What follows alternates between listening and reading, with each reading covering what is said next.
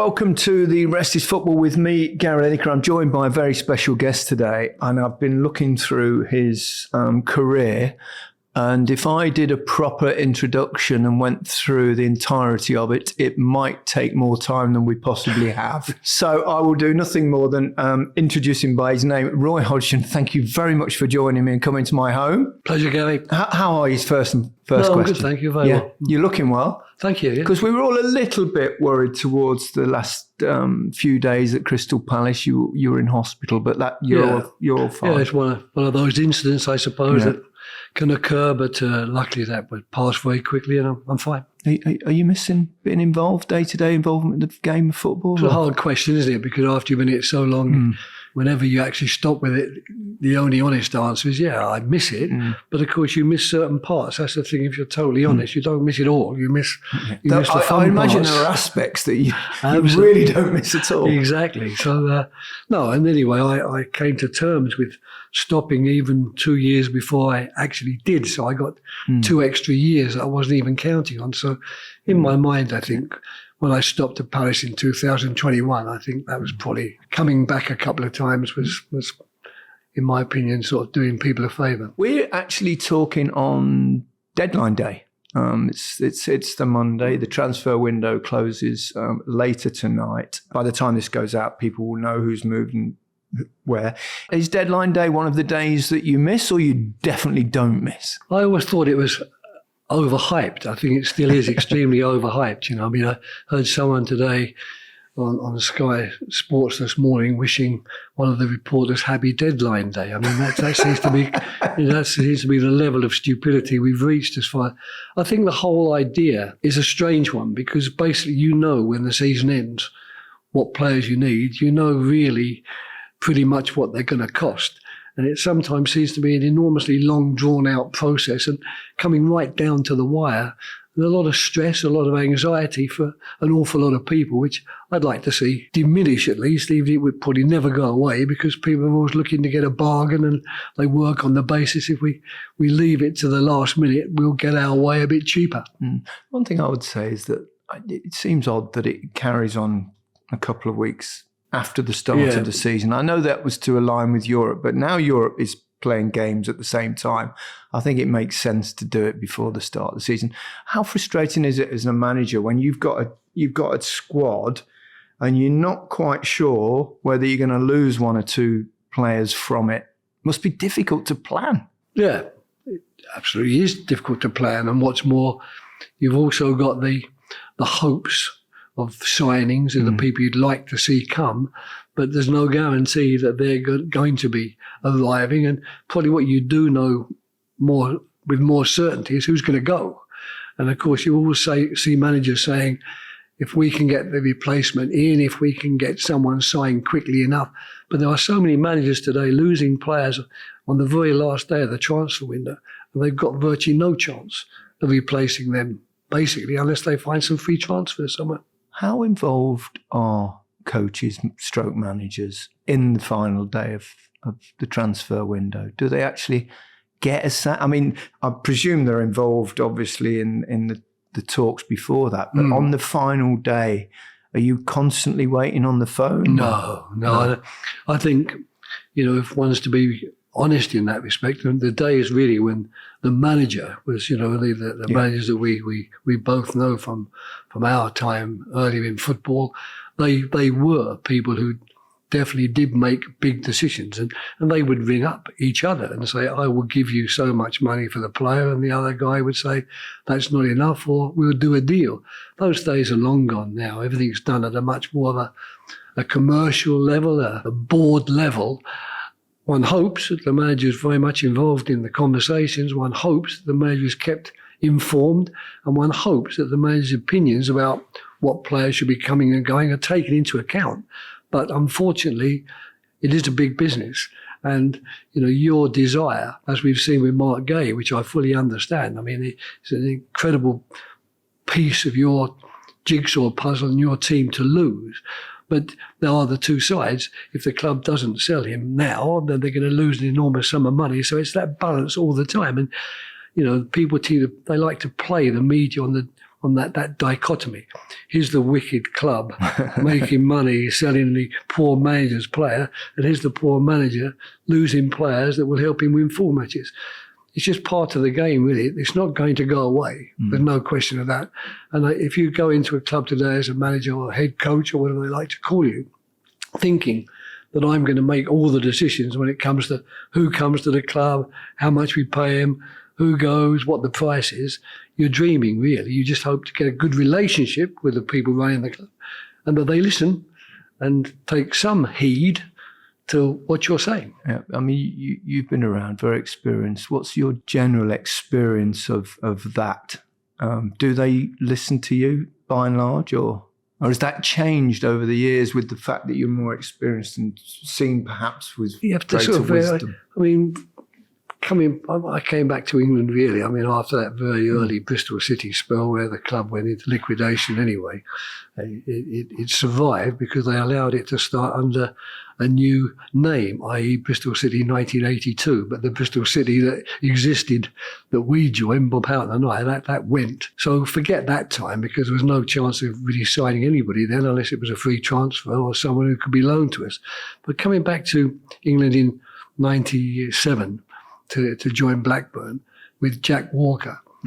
That was a very easy thing in a way. I mean, Jack, that was very much a question of, who would you like to sign and can we get them and so on. And basically there wasn't that much difference, and I don't think. I was at the thing. Jack was always telling me to spend more money. I didn't want to spend any money because I didn't see the players that I wanted. Was it you that told him to sell Alan Shearer? Get him out? No, Alan went before me. No. The first problem we had was we had trouble keeping players. The first one was Graham Lasso, then Colin Hendry and Tim Sherwood. They were the 3 that wanted to move on to, and Jack didn't want them to go. So there was no question of that we want them to go for the money. They weren't going to go. They left eventually, all 3, because they made it clear we don't want to be in Blackburn anymore. We want to move on. If you move from there to the other clubs I worked at, it's been probably cat and mouse stuff from the owners. Jeremy Peace, who was very good owner, I thought, but signing players there. I remember the Shane Long one that went to the wire on deadline day. We thought it had all been done. We thought he got it all sorted out. Which club was this? Just for people that don't. Sorry, West Bromwich Albion. Yeah. With Fulham, it was okay. Al Fayed really left it to us. He's had a very simple philosophy. Not initially. Initially, he was wary of everything we said because I think he'd had a few problems with other managers he'd had in the past, mistrusted their relationship with agents and whether there was some sort of skullduggery. But when he got to accept Alistair McIntosh and I, and that wasn't the way we were trying to get players into the cover, he was very, very good about it. He used to have a very simple, not philosophy, but a very simple maxim, which was, your balls are on the line, don't waste my money, and away we go. You make a mistake, if the player comes in, it's no good, that's up to you. You'll be gone. And then you go to Crystal Palace, of course, where Steve Parish is very, very good on that side of things. It's run the club really on a sort of a shoestring, tightrope and so on. So basically speaking, it's only been the last couple of years where buying players has really come into the equation. It was always about possibly selling them and can we keep them. So I've been fortunate. I've not really been in any maelstroms caught between owner and manager. I've been lucky.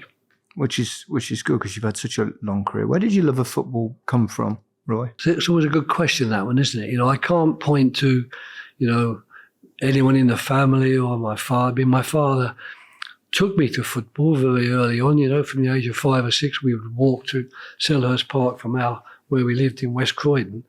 So I was introduced to it in that way.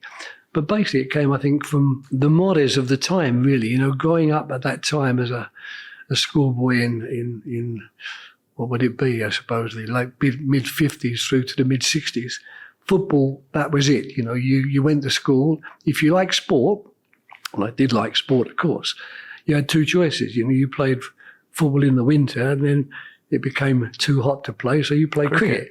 No one ever said to you in those days, well, how do you fancy a bit of tennis? Or would basketball interest you? Or anyway, any thoughts on volleyball? There was never any questions, really. So we all grew up, if we enjoyed the sport and had any sort of talent at it, hoping that one day we will become. Were those your aspirations that you wanted to be? I do remember you played that. non-league and you. Yeah. I mean, but I didn't have anything like a really successful playing career. Of course not. What was missing, Roy? If you were going to look at you as a possible signing, what was missing? Why wouldn't you have signed yourself?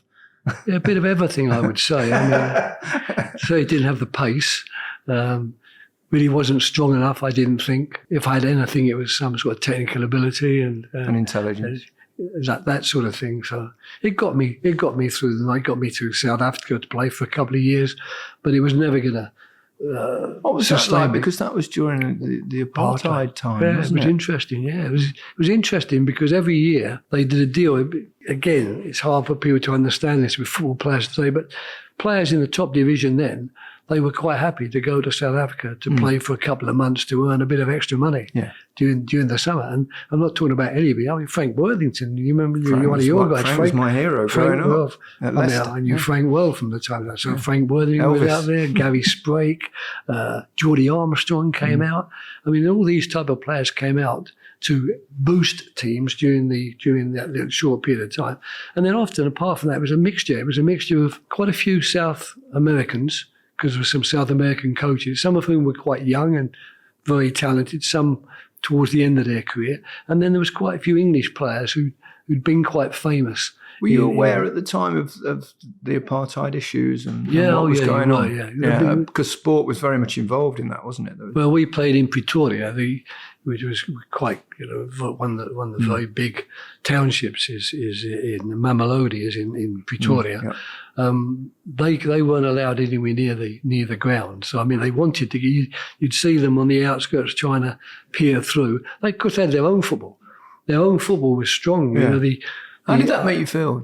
Well, I don't know. I mean, it should have made me feel a lot different to the way I did feel. I was just selfishly pursuing a football career, really playing at the highest level at that time I could play at, enjoying the games and not really being too much involved in anything political, which was perhaps just as well, because there's nothing we could have done about it. But I mean, well, those famous players I'm talking about, the first division, Derek Dugan and people like that, they might have come in for some criticism, I don't know, politically. But certainly at the level I was at, it was never any question. When did you start to think, it's not going to happen for me on the field?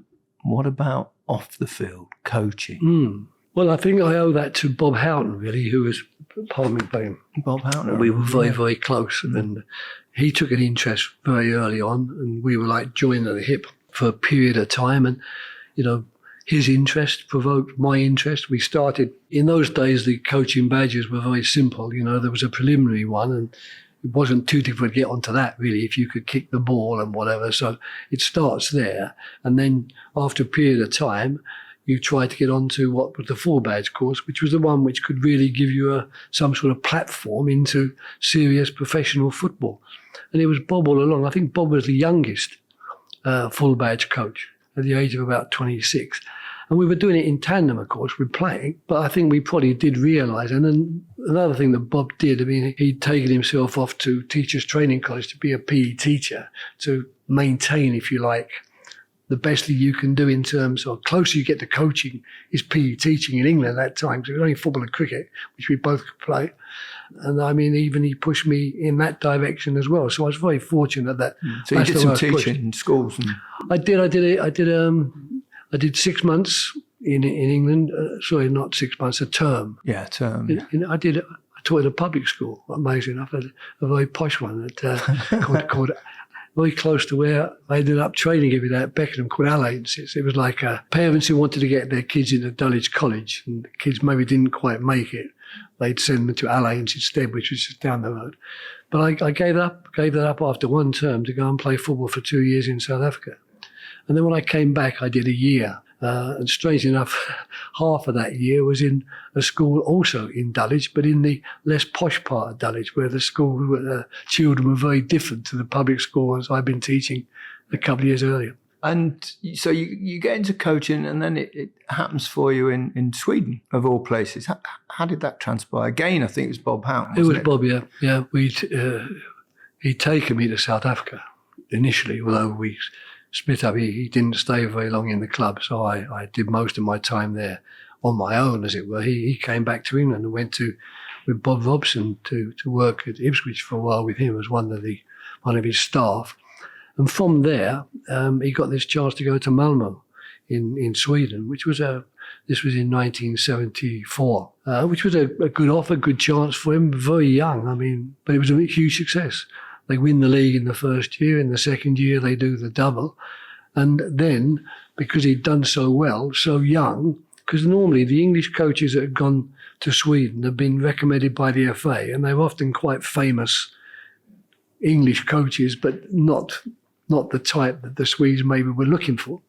So he put my name forward for this team, Halmstad, and after a lot of they contacted me about 7 or 8 months before they finally contacted me again. I think they'd gone to every Swedish coach that existed and offered them the job, but they'd all turned it down, and they came back to me, and that's where I was able to start in 76. Yeah, and you performed what they still call to this day some kind of miracle. It was a bit of a Leicester City, wasn't it? Yeah. At a lesser level, you can't compare the Allsvenskan with the Premier League, but we were. Every newspaper in the country before the season started had us relegated because they'd only survived on goal difference the year before, and they'd lost some players. So it was an incredible turnaround.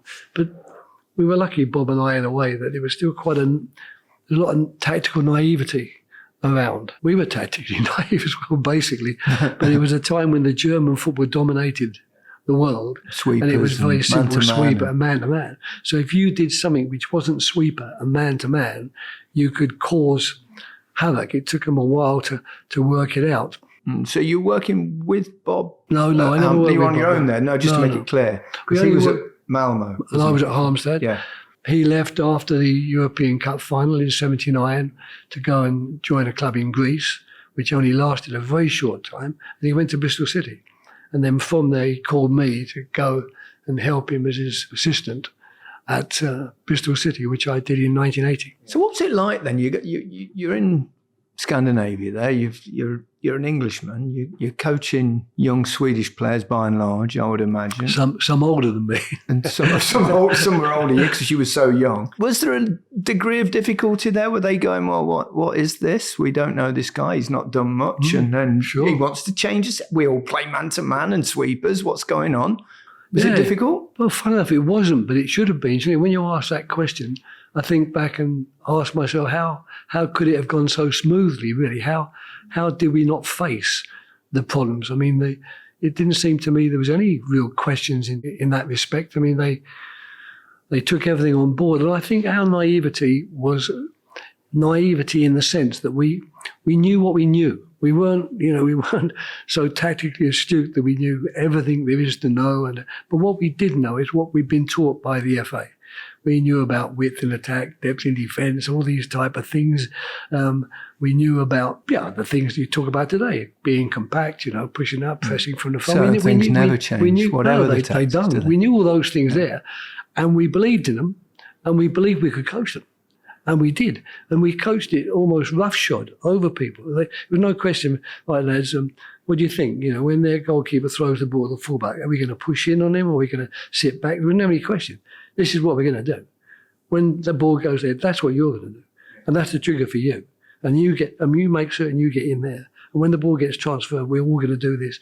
And basically we worked on it, and people just seemed to accept it. In the end, they accepted it very much as their own, as the Swedes have now, really. I mean, it amuses me when people talk about high pressing. And one story I can tell you was when Brian Clough came to watch a game between the number 1 and 2 teams in the country in 1979. Halmstad were actually top of the table, and we were playing an away game at Malmo, who were second. And everyone expected them, of course, to leapfrog us because they were a bigger club. And Brian Clough came to watch the game before the final to, watch his coming opponents, which is always a bit surprising in a way because he didn't do those things that often. But anyway, the game ended 0-0. In those days, the offside, I'm sorry about all the asides, but the offside law was different then. Was. You ran offside, you're offside. It wasn't going, well, you're offside, it doesn't matter. The ball's gone elsewhere. Interfering or not. So pushing up was easier. and both of us pushed up enormously. And after the game, a journalist asked Brian Clough, right, you've seen Malmo, what did you think of the game today? He said, I didn't see a game today. And of course, the silence. And I said, well, what do you mean? He said, it wasn't a game of football. He said, I just saw 20 guys around the centre circle, and if I'd have thrown a hand grenade on the pitch, I'd have killed them all. And that made massive headlines, you can imagine. But that shows really how it was. Yeah.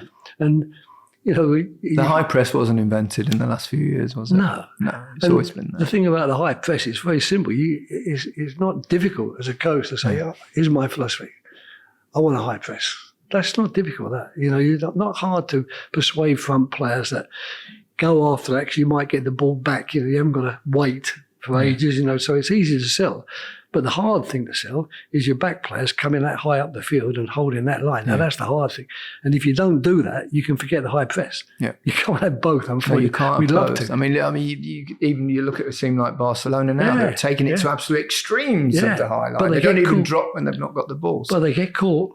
Well, they will. They can't and they do. They do sometimes get. I mean, the good thing is they score a lot of goals, so they can afford to let a couple in. They also have produced players and bought players who've all got as much pace as any forwards that they come across. But now that wasn't the case in the times we had to be. We had classic defenders. They could kick it, they could head it, they could challenge, but they couldn't outrun wingers. Their idea with the fast winger would be make certain you get your tackle in early on and try and put him on the running track so he doesn't come back for the second time. They hold you in high esteem in Sweden. I think it's in the corner of the ground called the Roy's Horner. Yes, Roy's Horner, which it means corner, apparently. Yeah, you got a corner, yeah. Which, when I read it, I thought, oh, hello, what's going on here? So it must. Do you still go back at all? Do you ever? I've gone back a couple of times. They've asked me to come back. I went back recently for some little award. Went to Halmstad. There's a wall. There's a wall where they put certain figures from the Halmstad history on this particular wall. I've gone back for those two things. But no, I don't go back often, albeit that my son, of course, is married to a Swedish girl from Malmö. So we do see them from time to time there. What's the biggest difference between international football and club management? I think the responsibility is one of the factors, and also the fact is an international manager, you are to some extent an emissary for your country. You're a diplomat. You're expected to in some way represent the country in a way that doesn't bring any discredit to the country. I mean, that's an aspect. And with a club side, you're loved and or hated or whatever, but you're performing for a very tight knit local group, really. However, even Man United. I mean, yes, everyone loves Man United all around the world, but your real work is in the Manchester area. With a national team, of course, you've got everyone's thoughts and opinions and interests. And in terms of the work, I think it was better in many ways because, especially in the beginning when there was a little bit more time, it got worse. Because, with Sweden, I seem to have much more time to coach the players. And that diminished by the time I got to Finland, and it diminished even further by the time I got to England, because the league matches were taking precedent.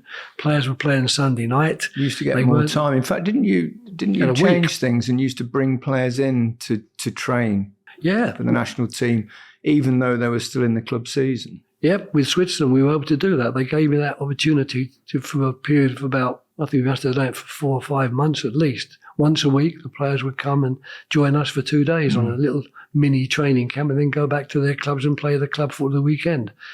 But it got towards the end, you're working on maybe players not being able to train, certainly until Tuesday after playing Sunday. And then you're playing maybe Friday or Saturday. So the time was, and you got travelling. So no, that aspect wasn't so good. But working with the players was good because you get to choose, the best players in the country. You work with some fabulous players. There's obviously always arguments about club versus country. And do you think still to this day, players playing for their country is just as important as it always was? Yeah, if anything, I think it might have. I think there was a period where love and desire to play for your country might have even diminished somewhat. There were more stories at one stage or a feeling sometimes that certain players. Did you feel that when you were in charge, perhaps no, of England? I think before me, I think it had been a bit more prevalent. You might, from your time, might have some thoughts in that respect. I don't know. Oh, I don't think so. Certainly not in my time. I never really felt it. I've got to say, I think it's the ultimate. No. It's the ultimate thing, is it, to represent your country? Absolutely. I can't imagine. It's just that you hear things, don't you? I think what it is sometimes players probably that aren't getting picked. That's it. And they're not in the team, and then they go and they sit on the side and then they don't get a look in, and then they go back to their club and they'll be grumpy. I think you've sort of summarised that perfectly, really. I don't think any of the players that I work with, who are the big players, the ones who are the important ones in the team, or even in the first 12, 13, 14 players, you'd have to go down to some who are perhaps a bit disgruntled, or what am I doing here? I don't get enough of a game, because you can't. It's hard enough to keep players happy at club level when you've got a lot of matches. When you've only got 2 matches in a week, chances are only 11 are going to get to play. We'll come to England and the experience there in a bit. But your club career, what I just really want to know about how you came to be at Inter, because obviously it's one of the giants of European football, Inter Milan. It's thanks to someone, a player who the people watching this might know or have heard of. His name was Giacinto Facchetti. He was a massive Italian star and a real legend from Inter. We played Inter 2 years running in the European Cups at Malmö. In those days you get to meet people and so on, so you don't get to know them, but they get to see you and you get to see them. In the second year, that was in 1989, we knocked them out, which was quite an achievement for Malmö to knock out, Trapattoni's Inter. They had some big names. So I suppose that might have put my name a little bit on the list there. And then it follows on with Switzerland, because when we qualified in '94 for the World Cup, Italy were in our group, and we drew a game in Italy and beat them in Switzerland. So again, I suppose you talk about your shares expanding. My shares were gaining value there. And it was while I was with the Swiss national team in the build-up to the 96 Euros that one night I came home and there was a message on the answer machine. I should never forget it. It was an unbelievably short message. I mean, just as well, because I didn't speak Italian at the time. No. Only what I used to watch on Domenica Sportiva on a Sunday evening. And all it said was, I'm Facchetti, call me, and left a number. Yeah. So I called him. I don't know. Again, I suppose they said, well, how did you converse? I don't know. Because he didn't speak much English at all, really. And I didn't speak much Italian. But amazingly enough, he organised for me to get in a car and get to Milan and meet the president. It all went from there. But I got clear memories of it. But I can't understand how it worked. How did I find Massimo Moratti's office in the middle of Milan? Where did I park the car? I remember the drive being a disaster because I had to go over the mountain to go to the San Bernardo, and because they'd shut the tunnel, and it was unbelievable. You were driving yourself? Yeah. I mean, how did I do that? I mean, but I've got such a clear. I can even picture it, but if someone said, well, how did you do it? I really don't know. It was almost miraculous. It was almost as if I was transported from one place to the other. No Google Maps then, was there? No, that's true. No. I couldn't have read them anyway. I'm sure you could. So you got that. I mean, that is a big football club. Yeah, it was. Yeah, that was I suppose that was the first induction really into something which is where every little word you say could turn out to be.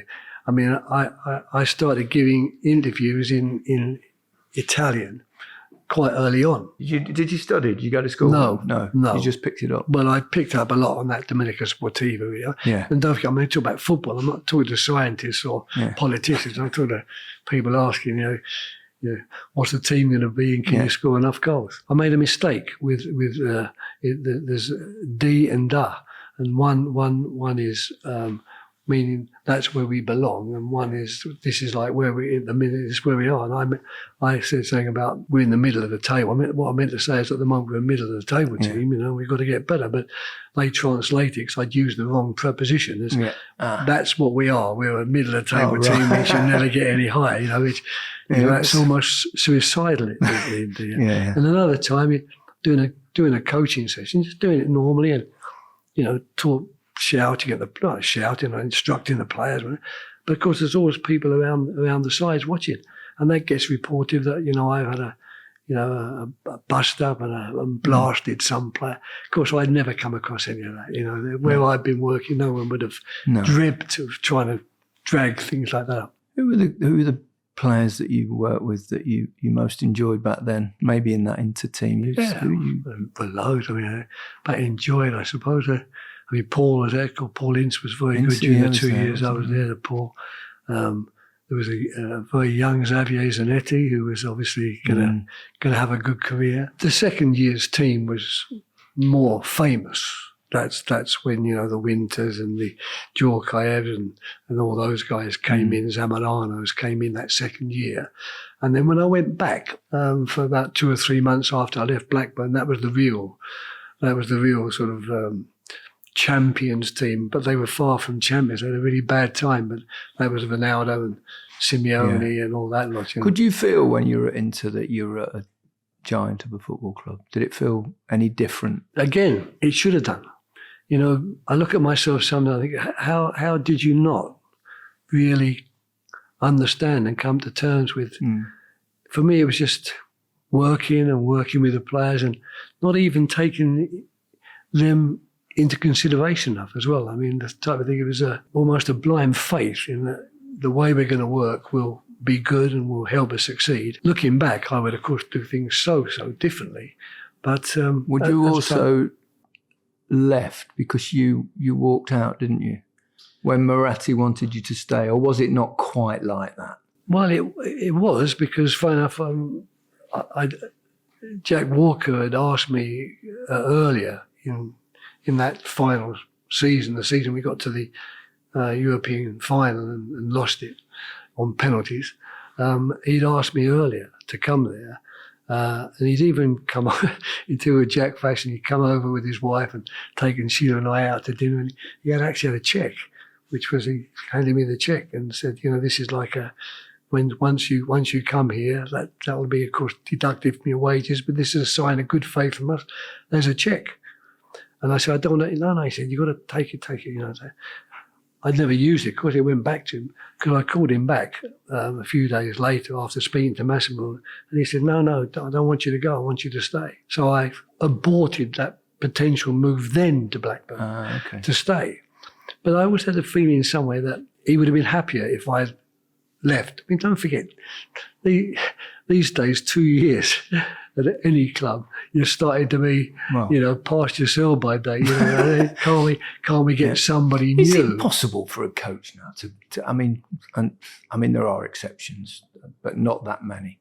It must be so difficult to plan any kind of long-term future. Really difficult. Well, you feel really sorry for people, or people who are going through enormous, what's the right word? They're doing it because they like to do it, but they're taking on these coaching examinations, these pro licenses, which are really very, very detailed now, and take an awful lot. To get yourself a pro license today, you've done very, very well, and you've learned a lot about your profession. And then when you start, you do realise that 3 or 4 games, we're only 3 games into the season, and every day I'm reading about someone who's likely to lose his job because of a bad start. 3 games. That's... Well, Ten Hag just lost his job this morning. They've played 2 games. They didn't lose them both either. Is that right? You should be surprised, but you aren't, are you? Because that's the way things are. But where I do feel sorry for people is that they're going to go into it with the hopes and the dreams and the aspirations that Bob and I had all those years ago. And we were lucky that, ours didn't get banjoed at an early stage and we could survive them. Whereas now these people, after 2-3 jobs, they're out anyway. And after your failure in the first one, you've already been almost regarded as a failure by the time you start the second one. So God forbid when you lose that one. So it's getting harder and harder in that respect. And I just thought 2 years that he's being kind and he says he wants me to stay, but I don't think he really. And of course, Jack had come back on because Jack after he went to Ericsson. Ericsson did the same thing as I did to him, except he then didn't. So he came back to me again, Jack, and said, "Look, are you sure that you don't want to come?" And I said, "No, I'm going to do it. And this time I'm just going to walk in and tell Massimo Moratti that my contract's up. I'm not signing a new one. I'm going to Blackburn." And that's how it happened. Yeah. Where were you? I mean, we can't talk about every club you've been at, otherwise we'll be here forever. But where were you happiest? I think the answer to those questions, where you're most successful yeah, probably. Yeah, I think that is. So early days, obviously, Halfstadt. Yeah, all the time in Sweden was very good. Yeah. I enjoyed Finland, but that was a good couple of years there. Coached the national side of Finland. Yeah, national team. Yeah. And the club sides, I mean, I've enjoyed most of the clubs. It would be easy to say the ones where I perhaps didn't enjoy it as much. But then if I was to cite those, it would suggest that there was something wrong with the club. And, but it wasn't. I'm pretty certain that where I've not done as well or not liked it as much, it wasn't just the club. Something on my side, something on the club side and circumstances. Yeah. But I've been very lucky. I've got to say that...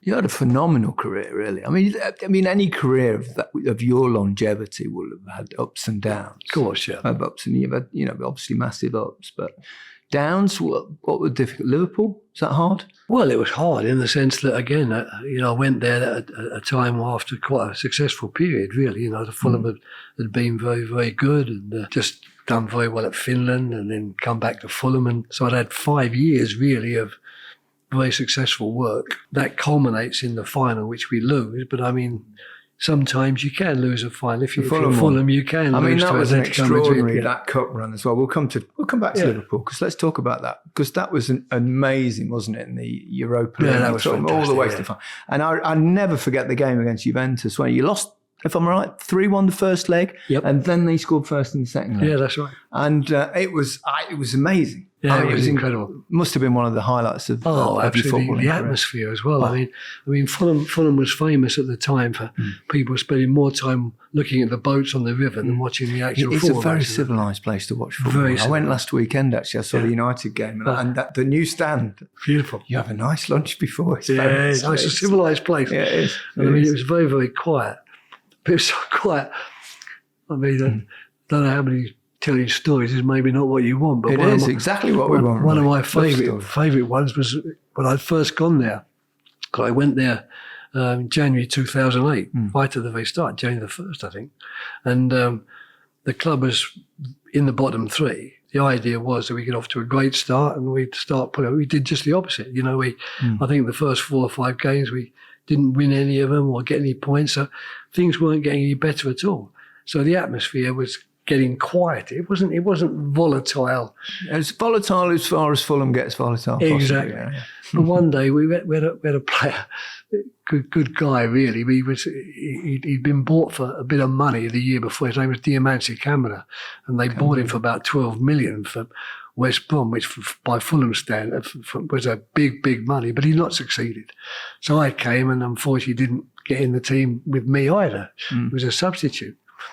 So one day we were playing at home and we were losing as usual midway through the second half.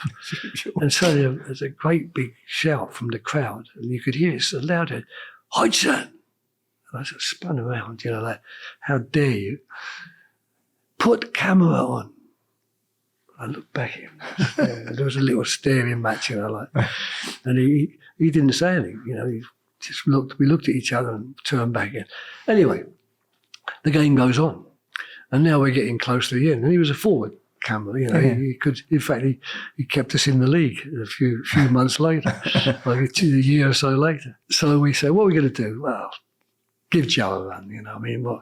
He got pace. We might just be lucky. A ball might break. So he took the fellow's advice.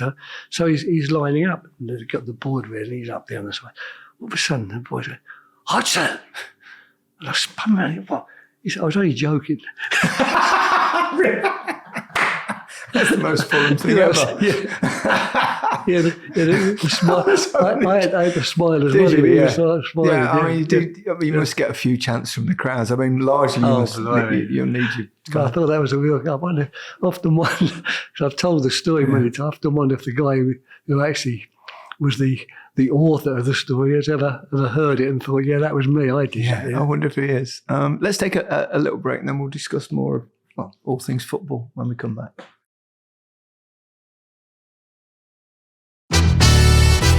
Welcome back to The Rest is Football with me, Gary Lineker, and today Roy Hodgson, who's joined us. It's a long and illustrious career. We were just talking about Fulham and that European Cup run in the Europa League, and so close, wasn't it? So close to winning that. That would have been an amazing achievement. Yeah, we got to, I think, within 7 or 8 minutes of penalties, really, after coming from behind. And I thought we were going quite well at the time. And funnily enough, we fancied ourselves on penalties because we had Schwarzer and they only had De Gea, and we didn't know much about De Gea.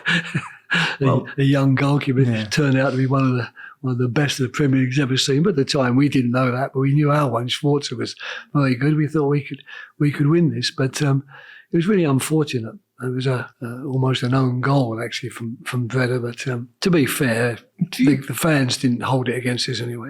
No, well, far from it. I think it was probably one of the most glorious times of Fulham's history to go that close in European football. But so Liverpool, do you regret going there? Because it was after a period where they've been incredibly successful for a long time. And it was part of the period, possibly a little bit like Manchester United are going through now, where things were different, things had changed. Yeah. Obviously now they've turned things around. It's taken a long time and the club's being run well again. Was it? Sure. Was it? I suppose you can't. How do you turn down Liverpool? No, that's the bottom line, really. I mean, I was aware. And in fact, Martin Broughton, who'd been brought in to sell the club with Christian Pursley, he actually said to me, so you do realise that I'm getting letters every week from these sort of clubs, what were they calling these groups, fan groups, saying we want Kenny Dalglish, we don't want Roy Hodgson, we don't want a Londoner up here and so on. You're aware of that, were you? Yeah, he made me aware of it, really. Okay. And I was certainly aware when I went in there because I replaced someone beneath it who'd been very successful and very popular. And of course, we start off poorly and we don't win games. So, it's one of those storms that are waiting to happen. I don't think I dealt with it very well. If I think back to... Really? What in what way? Well, I think Carragher summed it up really. He said, your big mistake. He said, you came in also wanting to coach us. We'd just been coached for 3 years by Benitez, maybe someone who came in with a softer, more human approach and less coaching oriented. But of course, again, I'd had a lot of success during that period. So I think that I didn't research mentally, right, what is this job? What am I going into? What's it going to need? What are they going to expect? What would the players want? I just went in, right, this is what I've been doing. It's been working. Let's keep it going, which was obviously a mistake. But it's one of those mistakes which I have to forgive myself in a way, simply because I don't know how I could have washed away the feelings and the work that had got me there in order to maybe let's start again here, Yeah. So I don't think I did very well, but it was a bit of a... It's hard, though, isn't it? If you go into a club like that, you've got to start well, haven't you? I mean, really. Yeah, now there's patience. And you talked about that as your career progresses, perhaps as time goes on and the way football has changed so much, you get less and less time to actually plan something. I mean, the first thing the new owners did when they came over, of course, not really knowing much about the club, they went round to all these, supporter clubs and these splinter groups, well, what do you think? We got the right man. Of course, they were getting all the information. Yeah. No, we're not. He's no good. We should have done this. And that was being backed up on the field because we weren't winning. The team actually wasn't really very, very good at that stage. We'd lost Torres, of course, who was left of that team. There was Jamie, I suppose. There was a Vane who was still there. Stephen, of course, was still there. Stephen Gerrard. But I mean, really, you weren't talking about the great... No, it wasn't Liverpool team that had done so well. There was many players. if I mention their names, your people would have forgotten them or not even known about them. But that's not an excuse. I don't think I did it very well. I certainly didn't get given much time. If you had your time again, what would you do differently? Oh, yeah, you'd take it. No, you wouldn't have taken it? Oh, you would. No, you would take it, absolutely. Yeah. But what would you have done something differently, or is? I think probably it would have been sensible to try and get. I mean, I always thought that Jamie Carragher and Steven Gerrard were on board with what we were trying to do. There was no problem with that. Yeah. But I might have tried to get more out of them. That, look, how's it been? What have you not liked? What do you think needs to be changed here? And maybe even get their ideas about some of the players and that as well. But. I did it very much as the old-fashioned manager, head coach, my responsibility, I've got to do it. Yeah. I think I'd have done that. I don't know. You've got to coach the team. We've had to coach the team. We'd have had to try and get the team playing in the right way. But no, I wouldn't have do it. Yeah. I wouldn't have turned the job down because of fears there. I'd have gone in and failed. That's the way it is. Yeah, and how hard is that? How tough was it? And to deal with, because people, obviously they're critical of them. The man, he's got to do this, he's got to do that. But you're a human being, you're a person, and you're on the receiving end at certain times during, the ups and downs of your career. How hard is it when things are not going well? Did you take? It is hard. It is. It is. It's hard to get the perspective. I mean, I'm doing this interview with you while we're talking about it was 2010. So we're talking 15 years ago. That's a lot of time to develop some perspective. That's a lot of time to grow up and get a different person. Yeah. But at the time, you don't have that, of course. And it was hard because I honestly thought that was going to be my last job, basically. That it had gone extremely well. But I came back to England from Finland in 2008. I was planning to not go to Fulham. I was planning to go back to Inter and work with Massimo Moratti as some sort of, I don't know, right-hand man, as it were. So I wasn't even planning to continue football. Now here I am, 2008. Now we've gone through to 2 years later. Good years, the Finland years went extremely well. Yeah. The Fulham years went extremely well. You're on a bit of a cloud and a high. I was even being touted as a potential manager before I went to Liverpool. So all those things were like happening. So then when you have this enormous deflation, as it were, that you think, did you start to doubt yourself or not at all? Yeah, you probably do. But I mean, it was sufficiently late in my career that I'd planned to retire, in actual fact, 2 or 3 years earlier. So it wouldn't have been the end of the world if I'd retired then instead of 3 years earlier. I'm glad I didn't, because it's given me this incredible period afterwards. But I don't know. I doubt myself now more thinking back on it, perhaps, than I did at the time. But I wasn't keen necessarily to go straight back into work. But it was very fortunate I did, because Dan Ashworth was very persuasive to get me to West Brom. And that turned out to be another very good couple of years, which led to the England job. So I was very fortunate that he did, and I didn't just say, well, Liverpool was going to be the one, Liverpool was going to be the crowning glory of the career. It didn't work out. Yeah. Now I'll stop, which could easily have happened, I think, at the time. Yeah. Do you ever get down mentally when that happens? Yeah, of course you do, I suppose. I come from a generation, I suppose, which doesn't want to old school. It doesn't like to think. You suffer it in silence, and you suffer it because you realise I'm meant to suffer this. This is the way things are. When this happens, I'm afraid suffering is going to be involved. So now it's your turn to take some. It would be naive or dishonest to say, no, I didn't suffer at all. I'm sure I did. But that's when your wife and family or the close friends you have around you, they play such an important part, because they're the ones that keep you to some extent on a more even keel, one. Yeah. And secondly, they can stop you, really wallowing too much. Yeah. It's only football, isn't it? Well, that's right. It is really. It's mad how important it is to us, but it is football. It's like life becomes more important after you've had a serious operation where you've realised that maybe my life won't go on much longer. I think people need to be reminded of these things. But of course, if you're in it, and as we both have been for our lives, really, you know that, and intellectually you have no problem accepting it.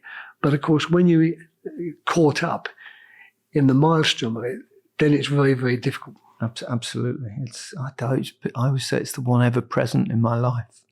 Yeah. You know, you lose, parents have gone now, kids have been around half your life or whatever. And, you know, but football's always been there, always. And absolutely right. Yeah. And in a strange way, it's England. That must have been a proud moment getting offered the job there. Yeah, it's a very proud moment. Yeah. It was a wonderful time, really. I enjoyed so much of it until you get to the tournaments, and we did okay until the actual tournament came around, and then we couldn't somehow find the results we needed. Why do you think that was? I mean, I don't think you particularly had a golden era in terms of talent. I think that had just gone, the kind of golden generation was just coming towards the end. And also looking at the team in a whole, I don't think it's certainly not like the squad that England have got at present. But whatever the squads, why is it that England can't get over the line? Or do you just think it will come at some point? I think it will come. I think a lot of the pressure that the players feel is no doubt, you know, produced from the expectations. Yeah. You know, the press, of course, drive up the expectations. But that would be the same in Spain and Italy and Brazil and Argentina. Absolutely. But maybe their players have got somehow better at coming to terms with it. I don't know. I mean, it's very difficult. I don't know that one can ever give a really honest assessment of that. We should have done better, I think. We had good players. There's no doubt there were some very good players out there. But somehow or other we weren't able to bring about the performances. There's always luck involved. You know, in a tournament, you know you've been in enough of them that first result, and for example, the one in the was it the World Cup with Italy? Yes, it was in the World Cup one with it. You know, we played them and I thought we played well that day. I thought we were clearly better. But you lose it, and then suddenly you're on the back foot. And then you go Italy, that game. Played well. And then you go to the next game. And the pressure's on. And you're playing in Sao Paulo. And you lose it really to a goal which you'd like to see disallowed, because it flicks. It's a heading duel between Steven Gerrard and a midfield player. It flicks off Steven's head. And the offside player is given not offside because it came off your own player. You know, so you do get a lot of margins, but you've got to be very good, I think, to get beyond all those margins. And at the moment, the one thing we don't seem to be able to do is shrug off when the margin's not on our side and get going again. Yeah. Like the teams you mentioned, Spain in particular, who've been quite outstanding in every respect there. But that took them a long time to get successful, and then they had the era in 2008. I do think we're getting better. I do think it's getting closer. And producing better footballers overall, I think. Oh, absolutely. I think so. The way players are taught in this country now so much better than it used to be. Absolutely. Yeah. And technically now, our technicians are every bit as good as the Spanish, the Italians, and all the ones we've admired their techniques in the past. We've bridged that gap. So I think it's a matter of time, really. How does someone get told that they're going to be the England coach? What happens? Do you get a call from, how does it happen? I got the call from... Get summons? Do you have to have an interview? Or they just tell you? I got the call from the West Bromwich Albion chairman after we played Aston Villa, which was quite a big game for us at home. Yeah. And I think we'd drawn it, and I'd actually driven home after the game because our son was over visiting. So I drove back to Richmond to have Sunday lunch with them, my wife and my son. And the phone rang, and it was Jeremy Peace. And I thought he wanted to talk about the game, although having said that, he never did. So it was a little bit surprising to get a phone call. You thought you were getting sacked, but you were going quite well, so you couldn't have thought I didn't think that. I knew at the time they were trying to get me to sign a new contract, which I was holding back on. He said, England want to speak to you, the England FA want to speak to you. I said, oh, are they holding interviews? He said, no. He said, they just want you to go up tomorrow and speak to them at Wembley. So I went up and met David Bernstein and Trevor Brooking and all the others, and it was just a conversation, really. We've decided now that we'd like you to do the job, and there you go. And we negotiated a conversation. Very simple. It's wonderful. It's a wonderful day. I should never forget that one. Yeah, there's a burden though, isn't there, as well? There's must like a weight of a nation on your shoulders in some sense. Of course it is. Although you probably didn't feel that way. You can't be selected for England as a player, you can't, get the accolade of being asked to be the manager without accepting this is a big, big burden, and it might go very well. I might become a very popular, legendary figure like Sir Alf Ramsey, or I might be more like I am, as someone who had the job but didn't succeed in it. That's the way you have to accept it. The vast majority have ended up in that way. Yeah, you can always try and put a gloss on it in the fact that, I didn't lose many games. But it doesn't matter not losing many games. You've got to win the ones that are important, and I certainly didn't win them. No. The Iceland game must be... Yeah, that must be the tough one to deal with. Yeah, that's bad. Yes, I don't think I'll ever really get over that one, of course. That seemed to be one of those days where if it can go wrong, it does go wrong. And it started badly with the injury in the warm-up, poor pitch, I don't know, everything just seemed to be wrong about it. We got such a good start to it, with the penalty.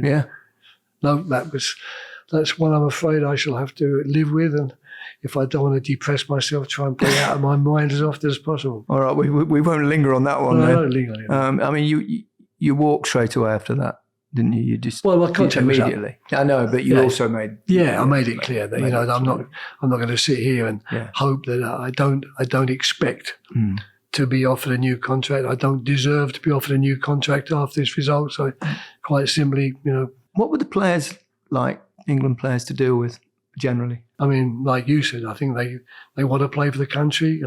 I think we'd started to introduce a few things which suited them better, like the choice of hotels where we weren't isolated, where they could have a bit of free time, they could walk out in the evening, they could, see other people and so on. So we'd started to try and loosen that up a little bit. But of course, what you do is, and it often amuses me when I see managers going into new jobs and talking about their philosophies and their mantras. But I think probably in the 4 years, one of the biggest mantras, which in fact grew as we got closer to the end of the 4 years and the closer to the World Cup, was the one about playing without fear. Playing without fear, trusting yourself, trusting your teammates. We all know what we're doing. You just do your job, trust him to do his. Don't have fear. Don't think about consequences. Just think about your job and all of those things. And you say them, and the players never say, "No, that's rubbish. I don't believe in that." All you're doing by saying that is instilling them with fear. Probably. Yeah, well, that's a possibility. That'd be interesting. If we had a very good psychologist with us. We had Steve Peters with us. I mean, blimey, we did all the things that we thought we could do to help in that respect, and all the things around the the 3 lions and what do the 3 lions stand for, and how does a lion approach its prey, and this is what we did all of that really. But at the end of the day, ultimately you got to pass the ball to each other and knock it in the net. You go across a little white line, the referee blows a whistle, and 90 minutes later, you might as well not have bothered to say a word. And so, was that the lowest point perhaps of your footballing career? Yeah, I think it probably is. Yeah. What was the high point? Well, there's been lots of them, but none. None in the sense of that was when we won the World Cup not many people can say that. There's been a lot of sustained periods of quite good success, and within those periods of success there'll be little highlights here and there, but I can't really point out one real obvious highlight. Like one can point out the one failure that hurt the most with England against Iceland. Totally understand that. Crystal Palace, I mean, it's obviously the club of your childhood. Yeah. And you ended up going there after the England job. Yep. So Philbert's getting excited now because he likes Crystal Palace. My dog over there. But Crystal Palace, a bit more of a labour of love perhaps than... No, it was good. I mean, I enjoyed it. Yeah. I mean, the 17 to 21, I mean, it was tough because, Steve Price was doing an excellent job trying to keep that club going. The owners from America had come in, the Josh Harris and David Blitzer had come in and put some money into the club, but that had been spent on players. They were there when I got there, the Bentekis and the Kabais and the Connor Wickhams and all these guys. They'd actually been bought and money had been spent. So really, during the that four seasons between 17 and 21, we were lingering. When I went there, we were right at the very bottom. But it was 4 years really of lingering, if you like, trying to keep the team as afloat as it could possibly be and get as high as you could be with a group of players who I really enjoyed working with and I thought were outstanding. Many of whom were much better than they're credited for. But we weren't really able to spend the money which enabled us to break forward like happened in actual fact when Patrick Vieira came in after I left. Yeah. So really when I went back for the 2 times, it's been a bit different because when I've gone back, the second time, Elise had been. I mean, we bought Eze. That was one of the things we did. The two we bought, Eze and Mateta, were, I suppose, 2 you could say where some money was spent. Yeah. That was before I left in 2021. Spent well, I might say. Yeah, well, Doug Freeman, he deserves a medal. If you look at the team now, and the players, I mean, it's how he's really put the club at a different financial level. Yeah, because he got them all. I mean, and not to mention the very many we just missed out on or could have had would the money have been there. That Steve would have done it too had he been able to get the money together. But the Americans, unfortunately, didn't back him anymore to the extent they'd done when they first came in. It's hard, isn't it, for a club like Crystal Palace? I'd put them on a par with Leicester, and Leicester did the miracle, didn't they? Yeah. And you start going well, and then you see it now. Like as we talk, Mark Gay looks like he might go to Liverpool. By the time you hear this, he might already be there, or he might not have gone to Liverpool. I suspect he probably was. They've just lost Eze that you've just talked about. Elise, of course. And Elise, I mean, what a wonderfully talented player he has. So clubs like Crystal Palace, I mean, the goal really, realistically, is just to stay a Premier League club. And it's tough, isn't it, to keep that year after year, which they've managed to do now. And you were largely responsible for that as well. Yeah, I think I'm actually quite satisfied with that period. I mean, what we did and what we were given, I think we made the most of it. I think that the players who took part in all that should feel very proud of their achievements there, because not only did every year I think the worst was 14th and the best was 11th. That's where we were in the 4 seasons. Yeah. But I mean, the bottom line is in that time we weren't losing money. There was no money could be put aside to build the academy. The academy was built and really made into a very, very good academy. The work on the new stadium was being mooted and being prepared for. So all of those things were happening, which I think was a good platform, as it were. But when I went back, it was very different. I mean, the quality of the team was very, very good. I was unlucky in my final when I went back for that about March 24. I lost both Elise and Eze for the bulk of the time, and that would have made an enormous difference to us. How talented are those two? I want to talk to you a bit more about some of the players that you've managed, but those two, let's start while we're on the subject. Outstanding, both. Both outstanding. Yeah. And of course, when you've got players like that in your group, and we have Wilf as well, don't forget. Wilf Zaha was still there as well. So when you've got 3 players of that quality, that gives you a real chance because there's goals in the team. In that 4 years, if there's any criticism which could, honestly and correctly be aimed at us, you don't score enough goals. Well, we didn't. It wasn't because we didn't work at scoring goals. We didn't work it wasn't. Well, we don't train with scoring goals. It's finding the balance, isn't it, between scoring enough goals and not leaving yourself too exposed, partly, I guess. But I think the scoring of goals is down that's where the individual quality. People, even if you find them with the ball in areas where they could do it, some are skillful enough to do it, and some, unfortunately, come close. You feel sorry for them because they made the right runs, they've done the right things, their control's not bad. Just a little bit too late delaying the shot, or maybe they should have feinted the shot and given themselves a better chance with their other foot. All those little things. That's down to you can't really coach that as such. That's so. I think the club's done extremely well, and just before I left, I think the club made 2 important signings in the January transfer window in Munoz and Wharton, because all the time we were there, we were identifying, well, if we could get this type of player, that type of player, with what we've got, we knew that Mark Gay and Anderson were as good as any centre backs in the league. We thought Johnson was a good goalkeeper, but bringing in Dean Henderson was a master stroke as well. Brilliant. I mean, at the time we weren't as convinced, Ray and I, about these head and shoulders above Sam Johnson, but I mean, he's proved himself to be. But he was a very good pro and a very good guy. We knew Tariq Mitchell was excellent in there. We knew we had Will Hughes. Mateta's got better and better. It really has improved, hasn't it? So, really and truly, the team today, that I had nothing to do, I don't know anything about the centre-back. That's one that got bought in. Kamada, of course, got bought in. And Ismail Assar. Yeah, who's been who've also been, and in particular, the centre-back, Lacroix and Ismail Assar, they made a bigger. But Richards was there when he'd been bought in the Vieira era. So they've just done extremely well. And I think the team today is looking really, really good. I think everything's good about it. The organisation's good. They pass the ball well. They're not hung up on one philosophy. They're quite prepared to play the ball forward early and make the runs in behind.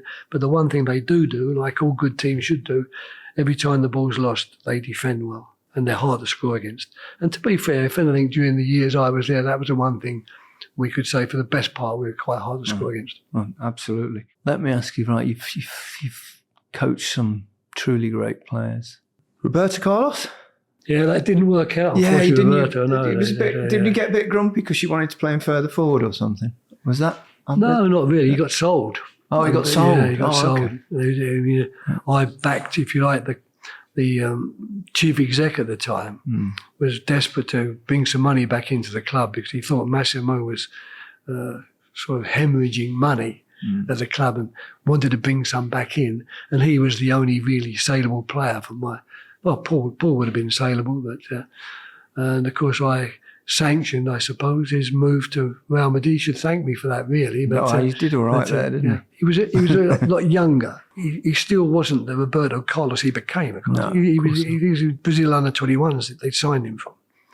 But you could see what talent he was, of course. Let me try again. Steven Gerrard. Yeah, he's top class. I've worked with a lot of top class players. In fact, most of the ones I would say I would put in that really, really top class. I mean, I don't know what world class is really. I mean, how do you compare? I always say world class is if you are in the say someone picked a world squad at any given moment. So I would say in the top two in your position in the world. That's how I've always done it. Yeah, well, in fact, Stephen might well get into that. Yes, then, I think because Stephen had everything. Yeah. I mean, when you're looking for a midfield player, really, you're looking at someone who can do the lot. Whenever I talk about these things, a phone call I had when I was at Udinese with Bob Robson. I'm reminded of when he must have been at Newcastle. And I'd 2001, that was Udinese. And I'd gone to Udinese and was there and get a message, someone wants to speak to you on the phone. And Mr. Robson, do you know him? Will you take the call? I said, Mr. Robson, yeah, I didn't know it was going to be Bob, really. Oh, okay. But anyway, phone me, Bob, hello, Bob, how things do you think? He said, look, I just want to pick your brains, he said. You see a lot of European football. He said, I need a midfield player. So I said, what are you looking for? Are you looking for an attacking midfield player or a defensive midfield player? Someone who can run with the ball or a passer? And he went, no, he said, yes, I'm looking for one a bit like me, really. He says, I want one who can get forward and can defend and can pass it and tackle and head it. And I just laughed. I said, Bob, they don't make them like you anymore. Now you got to choose one or the other. But I mean, Steve, that Stephen comes out. He could do all there was nothing that Stephen did. And what's more, he had leadership qualities. He showed it incredibly one night.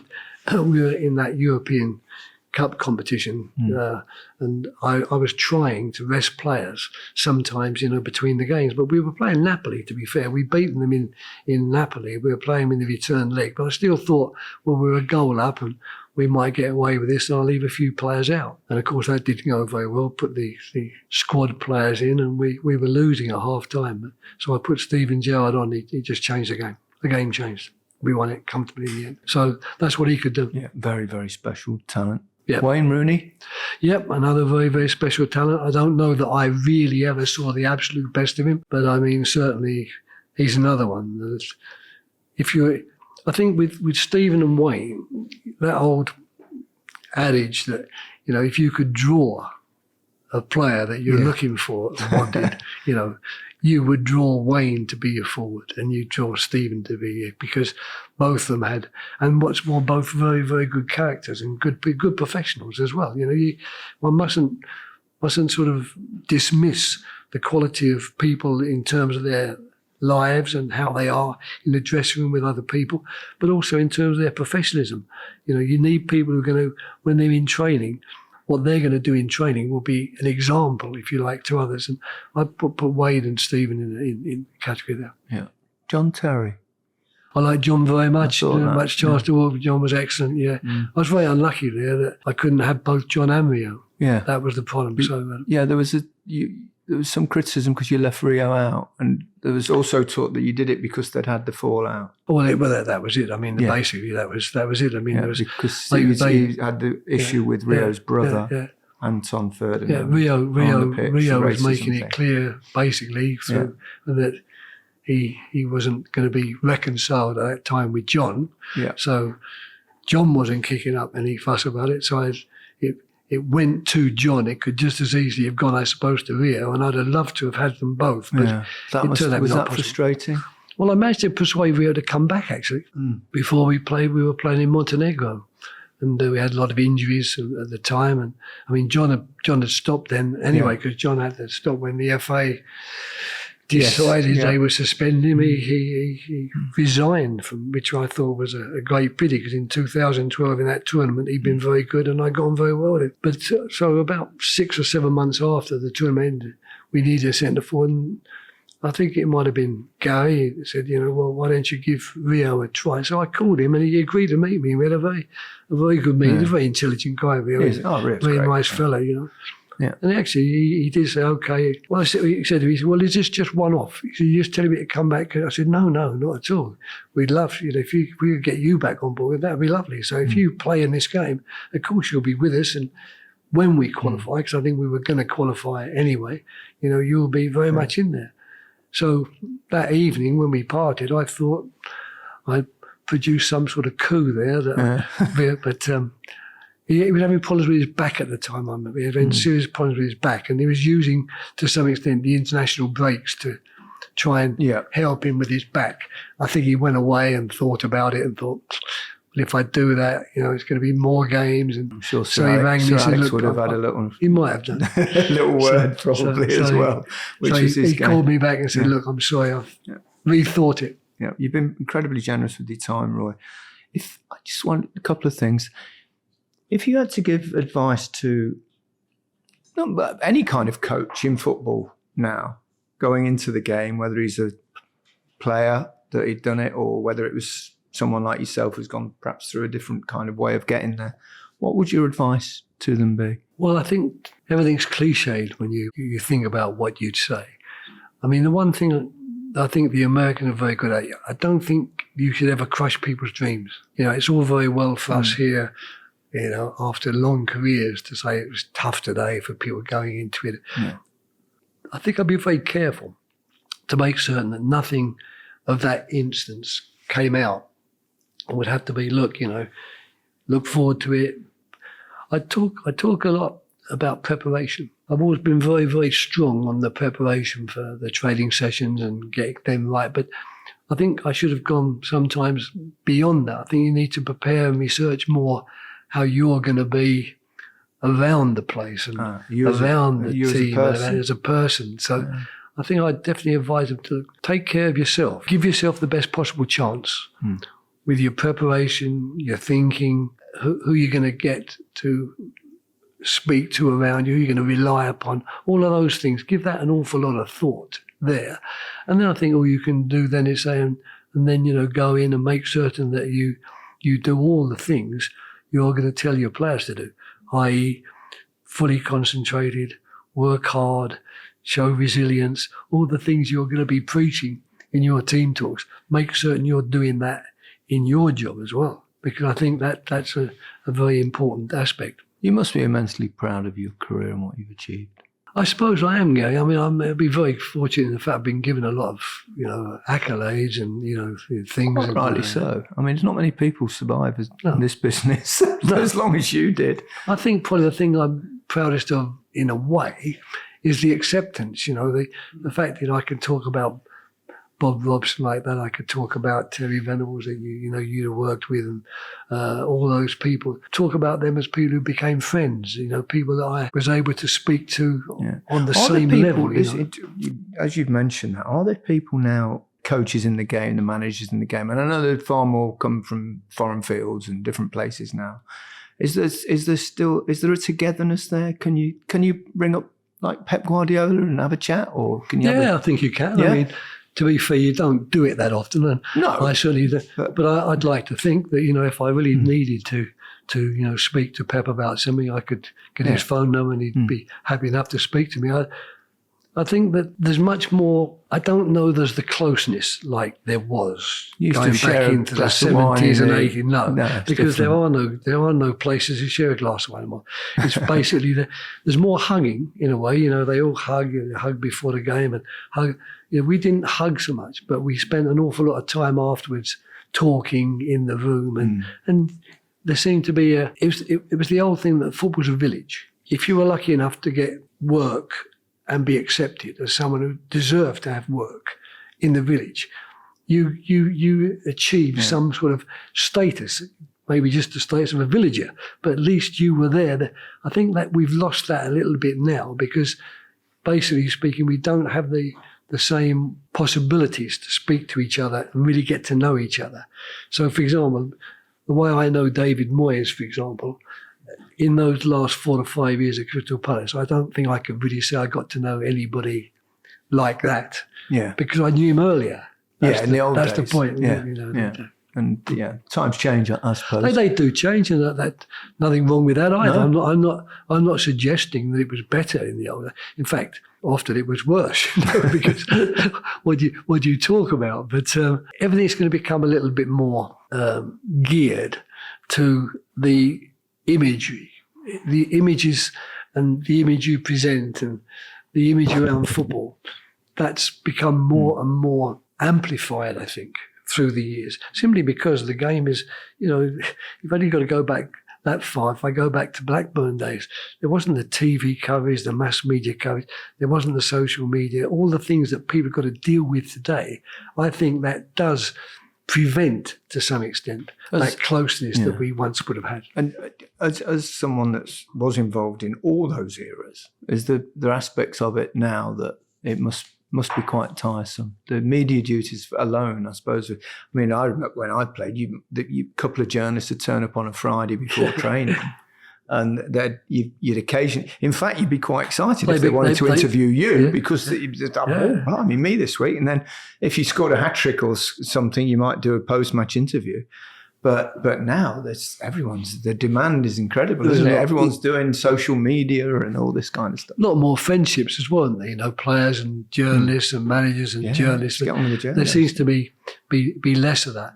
I think the major difference, which has provoked to some extent a lessening of the contacts that maybe managers once had, is the fact that there's more responsibility in mass media, although we get a lot more help now. You get people giving you heads up on this, that and the other. So when you go in there, you're much better prepared. Although how hard is it, the post-match interviews? Because I'm sure I've seen there's the odd clip where you've kind of lost it with the interviewer, which is bound to happen over a number of years.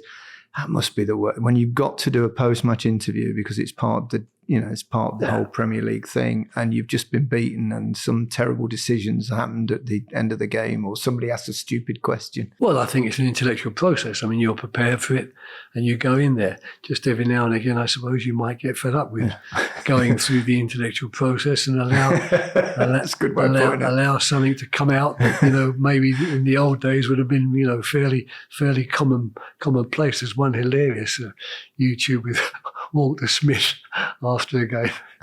But I mean, those things, I suppose now we're sanitising. There's no doubt that the fact that there's so much scrutiny is bound to sanitise. The fact that social media is onto every single thing is bound to sanitise things in a way, because you just can't be yourself. You've got to be careful. Be any moment, the odd word. I think the TV is undoubtedly the best medium for people still, because I think when you do a TV interview, people can not only hear your voice, they can read the expressions in your face, they can get a feeling of the emotions and whatever. It's the other interviews, of course, which people are making their minds up from what they're hearing on the radio, or even worse, what you're being reported as having said. They're the worst things. And I don't know much about social media. I mean, I know it seems to become a necessary evil for young people, and I'm fully aware that they can't live without it. But I mean, I that's one thing I certainly don't regret, not having developed an interest in. So I'm certain a lot of things I'm missing that I shouldn't have missed. But I wish I'd avoided it. Yeah, there you go. At times. Yeah. At times. Roy, it's been an absolute delight. Thank you, Gary. People want to know what you're up to. Are you watching football, or what are you doing? Yeah, I watch some games. I mean, I don't go to that many games live, but I mean, I haven't decided to wash my hands of it completely. But no, different things really. You know, I don't know when. The answer, I suppose, is very little, but then I look sometimes at the things I'm doing in a week, and I find there's quite a few of them. Good stuff. Roy, thank you so much for giving us so much of your time. Very generous. Not at all. And always a pleasure to see you. The same, thank you. Okay, that's it for this episode of The Rest is Football.